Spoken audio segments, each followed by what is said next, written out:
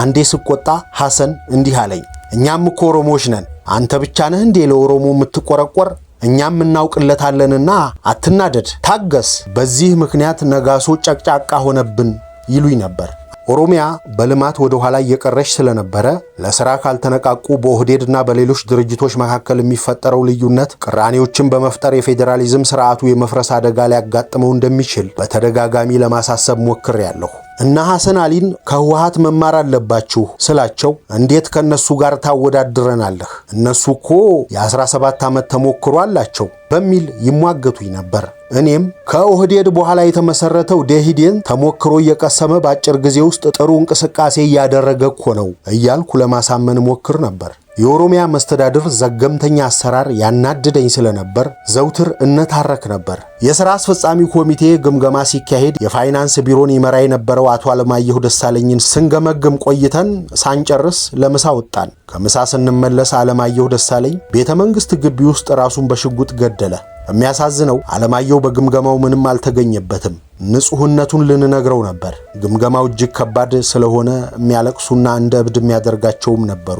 በነገራችን ላይ ሁላችንም ተገምግመናል። በ1993 ዓመተ ምህረት እኔ ከለቀቅኩ በኋላ እና አባዱላ ስልጣን ላይ ሲወጡ ታስረው ከነበሩት 189 ሰዎች አብዛኛዎቹ ተፈትተው ወደ ስልጣን እንዲመለሱ አድርገዋል። በስነ ምግባር የተባረሩትንም ጭምር መልሰዋል። ይገርምሃል፣ ሌላ ሀገር አንድ ርዕሰ ብሔርን እንዲህ አድርገው ይይዛሉ? አላውቅም። እነዛ አሮጌ ቤቶች በራቸው ሲዘጋ ከስር አይጦች ያስገባ ነበር።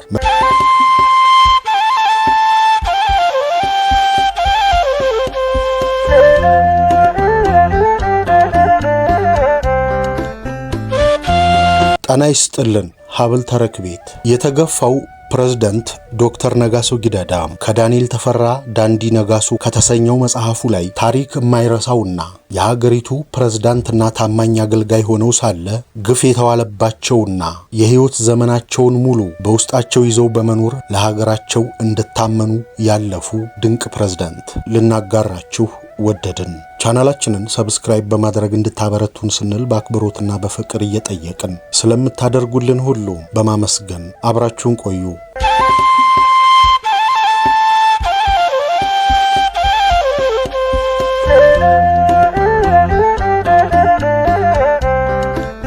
ህይወት በቤተ መንግስት ዶክተር ነጋሶ ጊዳዳ የኢፌዴሪ ፕሬዝዳንት ሆነው እንደተሾሙ ጨርቄን ማቄን ሳይሉ ነው በአጀብ ቤተ መንግስት የገቡት። ሆኖም ከቤተሰቦቻቸው ጋር የቤተ መንግስት ህይወት ገና ሀ ብለው ሲጀምሩ መኖሪያቸው ዝናብ ሲጥል በማፍሰሱ አይጥ ወደሚንሸራሸርበት ቤት መዘዋወራቸውን ያስታውሳሉ።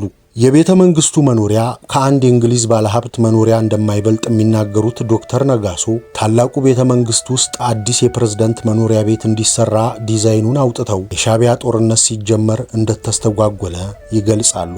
ፕሬዝዳንት ሆኜ ቤተ መንግስት ብገባም ግቢው ሙሉ በሙሉ እኔም ማዝበት አልነበረም ሲሉም ገጠመኞቻቸውን ይጠቅሳሉ። የሆነው ሆኖ የቤተ መንግስት ህይወት ለነጋሶ እንዴት ነበር? ረጊናና ልጄ ተሊላ ደሜና ዱርሴ በጠቅላላ 5 ሆነን የታላቁ ቤተ መንግስት ህይወት ተጀመረ። ወደ ቤተ መንግስት እንደገባን ያኖሩን በልዕልት ተናኘ ወርቅ ቤት ውስጥ ነው። እንግዲህ ከቤተ መንግስቱ በስተጀርባ አንዲት ትንሽ ቤት አለች። ወደዚች ቤት በሁለት አቅጣጫ መግባት ይቻላል። ፎቁ ላይ የኛ ባለ 3 መኝታ ቤቶች መኖሪያና አንዲት ትንሽ ሳሎን አለች። ከታች ኩሽናና ትንሽ ሳሎን አለ። ይሄ የልዕልት ተናኘ ወርቅ መኖሪያ ነው ይባላል። በስተጀርባ ደግሞ እየፈራረሰች ያለች ትንሽ የኦርቶዶክስ ቤተክርስቲያን አለች። እኔ ተጠቅሜባት አላውቅም። አሁን ፕሬዝዳንቱ ግርማ ወልደ ጊዮርጊስ አሳድሰዋት አቡኑ ቄስ መድበውላቸው ዲያቆናት ሂደው ያስቀድሱባታል፣ በዓል ያከብሩባታል ይባላል። በእኔ ጊዜ ግን ዝግ ነበረች። እዛ እያለንም የአሁኑ የመኖሪያ ቤቴን አይነት እጣ ገጥሞኛል። ጣሪያው ስለሚያፈስ እስኪታደስ ድረስ ከፊንፊኔ ሆቴል በስተጀርባ እድሳት ከተደረገላቸው አሮጌ ቤቶች አንዱ ውስጥ ገባን። እነዚህ ቤቶች ቤተ መንግስቱ ሳይሰራ የነበሩ ናቸው። የፕሬዝዳንት ቢሮ ኃላፊው ቢሮ እዛ ነው ያለው። የተያያዙ ህንፃዎች ናቸው። አጥሩ ጋር ጋራዥና ወታደሮች ነበሩበት። ይገርምሃል፣ ሌላ ሀገር አንድ ርዕሰ ብሔርን እንዲህ አድርገው ይይዛሉ? አላውቅም። እነዛ አሮጌ ቤቶች በራቸው ሲዘጋ ከስር አይጦች ያስገባ ነበር። መጀመሪያ የገባንበት እስከሚታደስ እዛን የቆየ ነው። ከፕሬዝዳንትነቴ እስከምለቅ ድረስ የኖርነው ደግሞ በዋናው ቤተ መንግስት ህንፃ ውስጥ ነው። ታደሰ የተባለው ቤት እንደገና ማፍሰስ ስለጀመረ እንጂ ወደ ትልቁ ህንፃ እንድንገባ ፍላጎት የነበራቸው አልመሰለኝም። የብሔራዊ ቤተ መንግስት ህንፃ በሁለት የተከፈለ ነው። በግራ በኩል ምድር ቤት፣ ንጉሱ ተይዘው ለመጨረሻ ጊዜ ከቤተ መንግስት የወጡበት ቢሮአቸው አለ።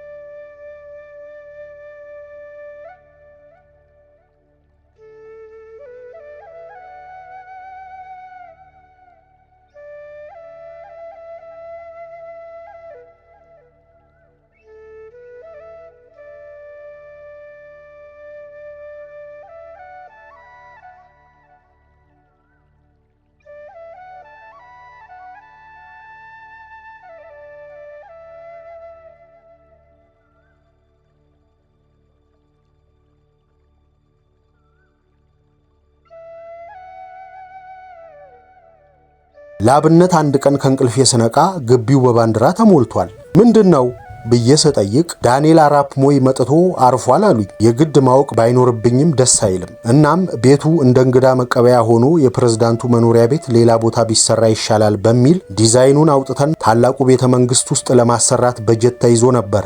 ግን እቅዱ ሳይጀመር የሻዕቢያ ጦርነት ተቀሰቀሰና በኋላ ማሰሪያ ገንዘብ ጠፋ። መኝታ ቤቶቹና አዳራሾቹ ለግብዣ ያገለገሉ ቢሆንም ሙዚየም የማድረግ ታስቦ ነበር። ግቢው ለሀገር ውስጥም ሆነ ለውጭ ቱሪስቶች ክፍት ሆኖ እንዲጎበኝ እቅድ ነበር። ምክንያቱም ከንግሥት ዘውዲቱ ጊዜ አንስቶ ቀዳማዊ ኃይለ ሥላሴ ከጉብኝታቸውና ከጎብኚዎቻቸው በስጦታ ያገኟቸው የተለያዩ ታሪካዊ ዕቃዎች፣ የተሸለሟቸው ስዕሎችና ጌጣጌጦች ምድር ቤት ታጭቀው ይገኛሉ። እነዚህንና ሌሎች ቁሳቁሶች ፊት ለፊት የሚሰራው ቤት ሙዚየም አድርጎ ወደዛ ተዛውረው ለጉብኝት ክፍት እንዲሆኑ፣ ምድር ቤቱም እንደ እንግዳ ቤት ጥቅም ላይ እንዲውል ታስቦ ነበረ። አላሙዲን ባሰራው አፍሪካ ጋርደን በኩል ወደ ላይኛው ቤተ መንግስት አቅጣጫ አንድ መንገድ እንዲሰራ አስበን ነበር። የጃንሆይ ረዳትና የግል አገልጋይ በደርግ ደግሞ የቤተ መንግስት አስተዳዳሪ ከነበሩት ጀነራል ፍሬ ሰንበት የተባሉ ግለሰብ ጋር ተወያይተን እንግሊዝ ሀገር ሄደው እንዲጎበኙና ፕሮፖዛል እንዲያቀርቡ ነግሬያቸው ጎብኝተው ሐሳባቸውን በጽሑፍ አቅርበዋል። ፍልውሃም የተሻለ ገቢ ሊያስገኝ በሚችል መልኩ በደንብ እንዲሰራ ሐሳብ አቅርበን ነበረ። ሆኖም አንዴ ገንዘብ እጥረት አለ፣ አንዴ የቅንጦት ነው እየተባለ ሳይሰራ ቀረ። የፕሬዝዳንትነት ፈተናዎች። የአገሪቱ ፕሬዝዳንት የውጭ አገር አምባሳደሮችን ተቀብሎ ከማነጋገር የሐዘን መግለጫ ከመላክ ያለፈ ስልጣን የለውም ሲሉ የሚተቹ ወገኖች አሉ። የአገሪቱ ፕሬዝዳንት በመሆን ለ6 ዓመት ያገለገሉት ዶክተር ነጋሶ ጊዳዳ በዚህ ይስማሙ ይሆን? ለመሆኑ የሀገሪቱ ርዕሰ ብሔር ተግባራት ምን ያካትታሉ? ዶክተር ነጋሶ በፕሬዝዳንትነት ዘመናቸው ስላከናወኗቸው ስራዎችና ስላሳለፉት ፈተና እንዲህ ይናገራሉ። በቤተ መንግስት ሆኜ በአንድ በኩል የርዕሰ ብሔርነቱን ስራ አከናውናለሁ።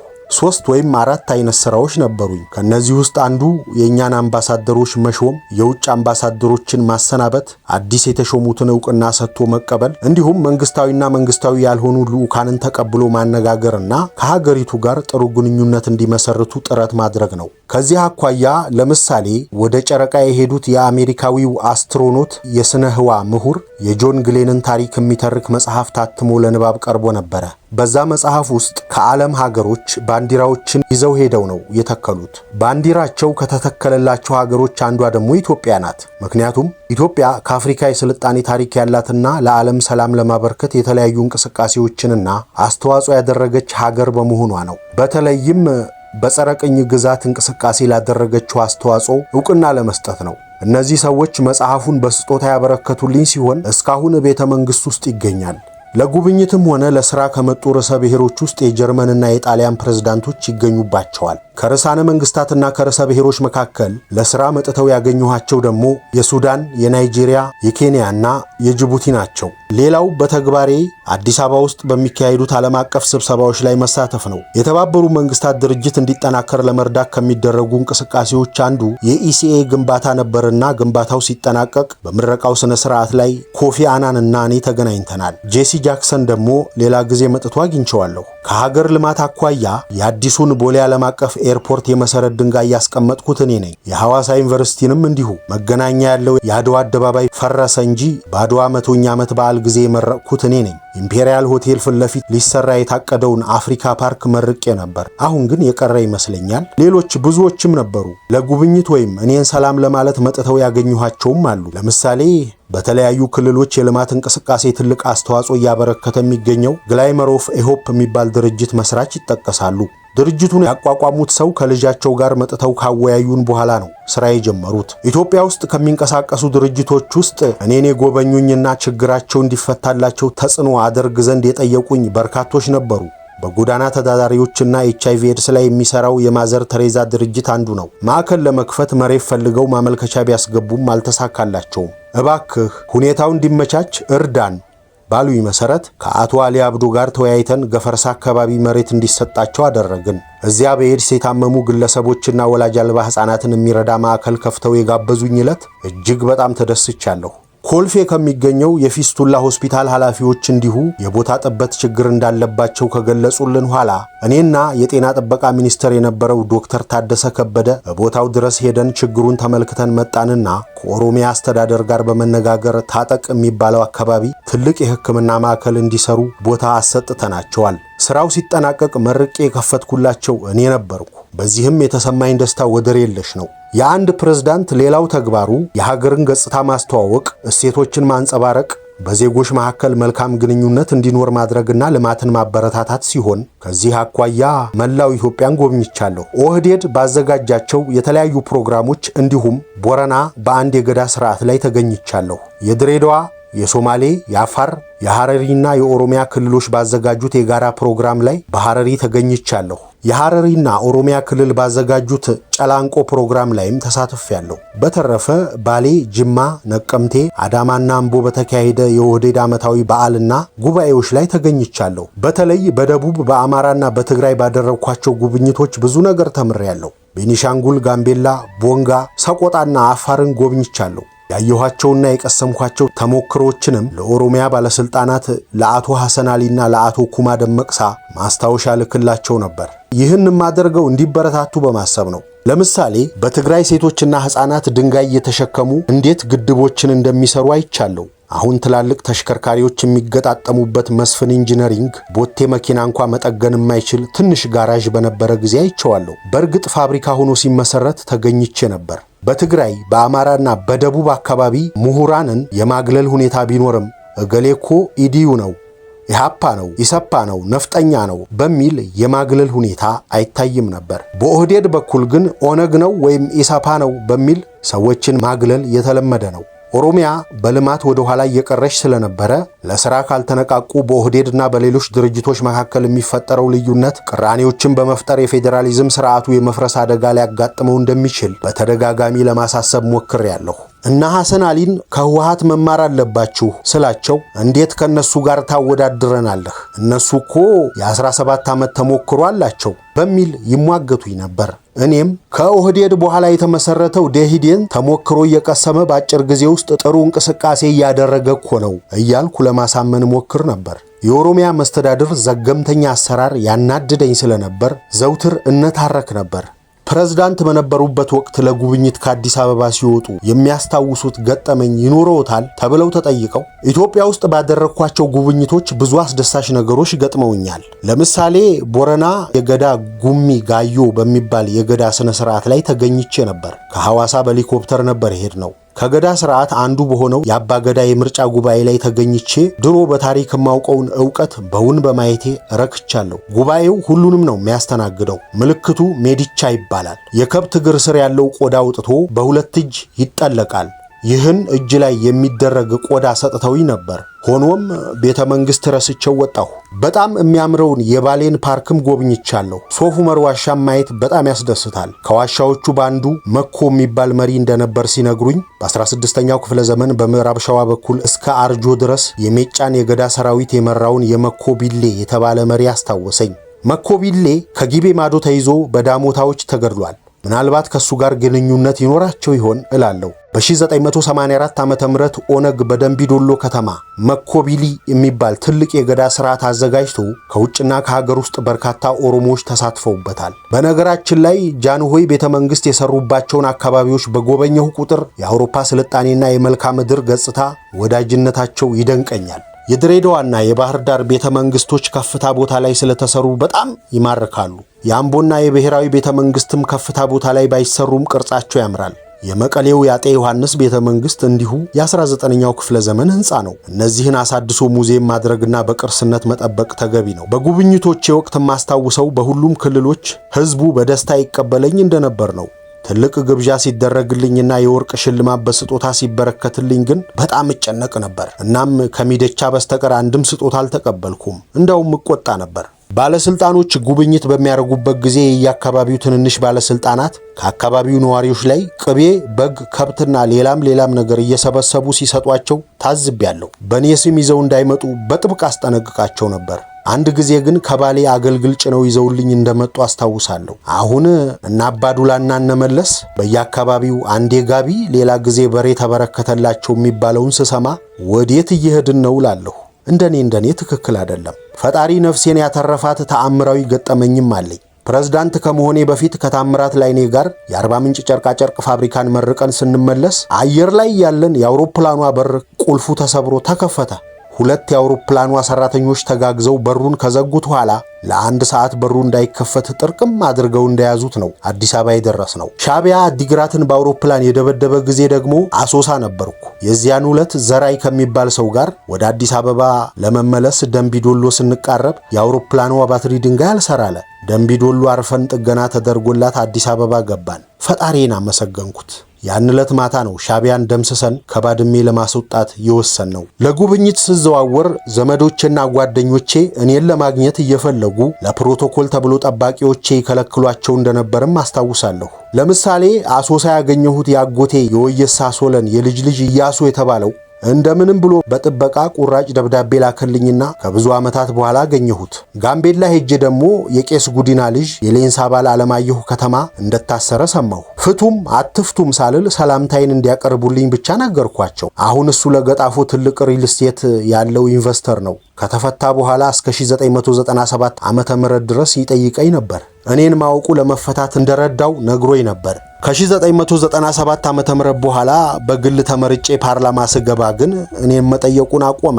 እንደሚመስለኝ ነፍጠኞች እንደገና ሊመጡ ነው ተጠንቀቁ የሚለው ኦህዴድ ቅንጅት ላይ ሲያካሂድ የነበረው ዘመቻ አስበርግጎት ይሆናል። በኦህዴድ የነፍጠኛ ፕሮፓጋንዳ ማዕበል ከተወሰዱ አያሌ ሰዎች መካከል አንዱ ሊሆን እንደሚችል በእርግጠኝነት ባልናገርም እገምታለሁ። መጀመሪያ ፕሬዝዳንት ሁን ተብዬ ስጠየቅ መገታት አልፈልግም፣ ሌላ ብዙ እንቅስቃሴ ማድረግ እፈልጋለሁ ብያቸው ነበር። እነሱም ኢህአዲግ ኦህዴድን ለማጠንከር ይፈልጋል በሚል 85 በመቶ ጊዜን ለፖለቲካ ስራ እንዳውል ነበር የፈለጉት። 6ቱንም ዓመት ያሳለፍኩት በአመዛኙ በፖለቲካ ስራ ላይ ነበር ማለት ይቻላል። የኦህዴድ ማዕከላዊ ኮሚቴ የሥራ አስፈጻሚ አባል ነበርኩ። እነ ሐሰን አሊ፣ እነ ኩማ፣ እነ ዮናታን፣ እነ ዲሪባ የአስተዳደር ሥራ ነበር የሚመሩት። እነ ዱባለ ጃሌ የብሔራዊ ባንክ ገዢ የነበረው፣ እነ ሱፊያን አህመድና ግርማ ብሩ የልማቱን ሥራ ሲመሩ፣ እኔ የኦህዴድ የፕሮፓጋንዳ ድርጅት ሥራ እንድመራ ተመድቤ ነበረ።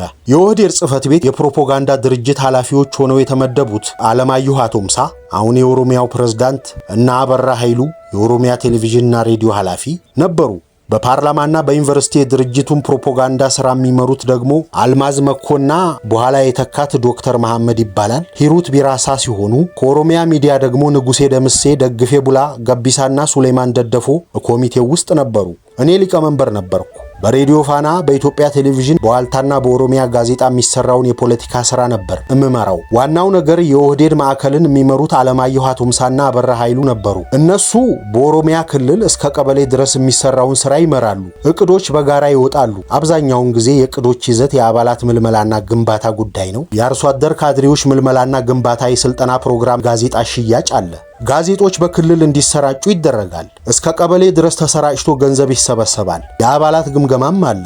ስብዕናና አቋማቸው ይገመገማል። ህዝብ ውስጥ የሚሰራ ስራን በተመለከተ የህዝብ ስብሰባዎችን ማካሄድና የእነዚህን ስራዎች እቅድ ማውጣትን የሚያካትት ነው። እንግዲህ እቅዶች ይወጡና ስራዎች ይሰራሉ። ከቀበሌ ዞን ዋና ማዕከል ጽሕፈት ቤት ይመጡና ሪፖርት በየሳምንቱ ያዘጋጃሉ። እኛ እንገመግማለን። ጠንካራና ደካማ ጎን፣ የፈጻሚዎች የሥራ ክንውን፣ ጥሩ ሰርተዋል አልሰሩም የሚለው ሁሉ ይታያል።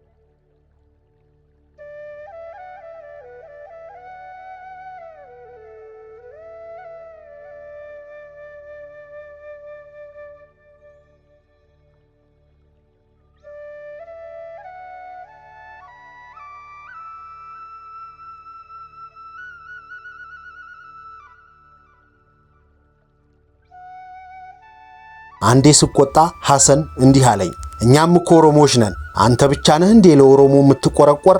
እኛም እናውቅለታለንና አትናደድ፣ ታገስ። በዚህ ምክንያት ነጋሶ ጨቅጫቃ ሆነብን ይሉኝ ነበር። አንዴ ለሰሎሞን ጢሞ ስለ ጉዳዩ ስነግረው መታገስ እንዳለብኝ ከመከረኝ ኋላ ከአውሮፓ የተመለሱ ምሁራን ልክ እንደ አውሮፓ አይነት አሰራር ከሌለ ብለው ያስቸግራሉ፣ አንተም የነሱ አይነት ባህሪ ሳይኖርብህ አይቀርም ብሎ ጥርጣሬውን ነገረኝ። በ1989 ዓመተ ምህረት የኦህዴድ ግምገማ በስራ አስፈጻሚ፣ በማዕከላዊ ኮሚቴ፣ በአጠቃላይ በኦህዴድ አርሶ አደር የታችኞች ካድሬዎችና አባላት ላይ ከፍተኛ ግምገማ አድርገን ነበረ። በጣም ትልቁ የሚባለው ግምገማም ነበር። አርሶ አደር ካድሬዎችን ጨምሮ 10,000 የሚሆኑ በርካታ አባላትን ያባረርንበት ግምገማ ነው።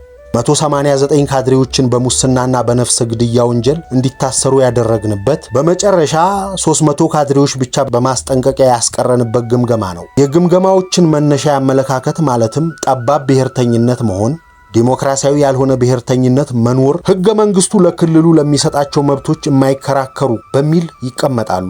መለስ አንድ ጊዜ የሥራ አስፈጻሚ ስብሰባ ላይ ኦፒዲዮ ኢዝ ኖት ዲማንዲንግ ኦርጋናይዜሽን ብሎ ነበር። ልክ እንደ ሌሎች ድርጅቶች ተሟጋች ድርጅት አይደለም እንደማለት ነው። ጠባብነትን በተመለከተ የኦነግ አመለካከት ያላቸውን አመራሮች ለመገምገም መጀመሪያ በአመለካከት የጠባብነት መስፈርቶች እንዴት እንደሚገለጡ መስፈርቶችን አስቀምጠን ነበር። ለምሳሌ በቋንቋ መጠቀም መብት ቢሆንም ራስን ከሌሎች መነጠል አይገባም። እነሱ ግን ማስታወቂያ እንኳ ሲለጥፉ በኦሮምኛ ብቻ ነበር። ኢንቨስተሮችን በተመለከተ ለውጭ ኢንቨስተር ያጎበድዳሉ። የሀገር ውስጥ ኢንቨስተር ሲሆን ግን እነዚህ ነፍጠኞች ወይም ኦነጎች እያሉ አያስተናግዱም። ለምሳሌ ደብረዘይት መንገድ ላይ የሚገኝ አንድ ጭማቂ የሚሸጥበት ሆቴል ተዘግቷል። ሙክታር በነበረበት ጅማ ደግሞ አንድ መሬት ላይ ጨረታ ይወጣል። እዚያም የሚኖሩ የተለያዩ ብሔሮች ጨረታው ላይ ይሳተፋሉ። የጅማ አስተዳደሮች ግን በተለይ የአንድ ብሔር አባላት እንዲያሸንፉ በማሴር የጨረታ ሰነዱን አውጥተው ለኦሮሞዎች ሰጧቸውና እነሱ አሸነፉ ተባለ። ችግሩ ግን መሬቱ ምንም ሳይሰራበት ለረጅም ጊዜ ባዶ ሆኖ መቆየቱ ነው። ሌላው መፈክር የነፍጠኛ አሰራር የሚል ነበር።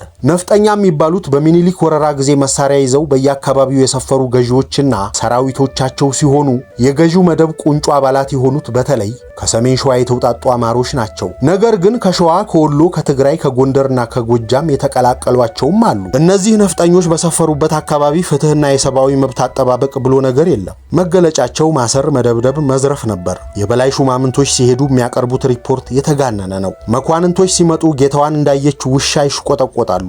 አንዳንድ የኦህዴድ አባላትም ይሄን የነፍጠኞች ባህሪ ያሳዩ ነበር። ለምሳሌ በሐረር አካባቢ ኦነግ ሰርጎ ገብቷል ስለተባለ የአንድ መንደር ሰዎችን አውጡ ብለው አንድ ሳምንት ሙሉ ሜዳ ብርድና ፀሐይ ላይ ያስተኙ ጠጠር ላይ በጉልበታቸው እንዲሄዱ አድርገው ነበረ። እዚያው ሐረር አንድ ካድሬ እስር ቤት ገብቶ አንዱን አንተ ኦነግ ብሎ በሽጉጥ ገሎታል። እዚህ ሆለታና ሰበታም ሰው የሚገሉ ካድሬዎች ነበሩ። ጊምቢም እንዲሁ ሰዎችን ረጅም ጊዜ አስረው ያቆዩና የገደሉ ካድሬዎችም ነበሩ። ከሪፖርት አኳያም 50 ሰው ከተሰበሰበ 500 ብለው ሪፖርት ያደርጉልናል። እኛ ስንሄድ ይሽቆጠቆጣሉ። ይሄን ነው ከግለኝነት አንጻር የነፍጠኛ አሰራር ነው ያልናቸው። በፊት ጂንስ ሱሪ እንኳ መግዛት የማይችሉ ካድሬዎች ከ1987 በኋላ በሱፍና ሌጦ ተንቆጠቆጡ። ትንሽ ጎጆ ያልነበራቸው ባለቪላና ፎቅ ሆኑ። ስራ መስራት የለ፣ በየቡና ቤቱ ቢራ መጠጣት፣ ጣት ላይ ትልቅ ወርቅ ሰክቶ መዞርና ሴት ማባለግ ብቻ ሆኖ ነበረ።